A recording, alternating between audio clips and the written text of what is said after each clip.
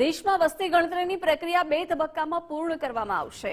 પ્રથમ તબક્કામાં 1 એપ્રિલથી 30 સપ્ટેમ્બર દરમિયાન હાઉસ લિસ્ટિંગ કરાશે, જેની ચોક્કસ તારીખો દરેક રાજ્ય અને કેન્દ્રશાસિત પ્રદેશ દ્વારા અલગથી સૂચિત કરવામાં આવશે। ગુજરાતમાં 5 એપ્રિલથી હાઉસ લિસ્ટિંગ શરૂ થશે, જેમાં 5 થી 19 એપ્રિલ સુધી સ્વગણતરી માટેનો સમય રહેશે, એટલે કે વ્યક્તિઓએ પોતાની વિગતો જાતે જ ભરવાની રહેશે। ત્યારબાદ 20 એપ્રિલથી 19 મે સુધી વસ્તી ગણતરી અધિકારીઓ દ્વારા ડેટા સંગ્રહ પ્રક્રિયા હાથ ધરાશે।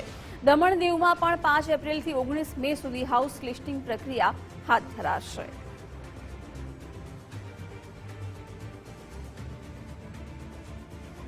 प्रथम अधिसूचना 16 जून 2025 को प्रकाशित हुई। उसके साथ ही जनगणना की प्रक्रिया शुरू हो जाती है।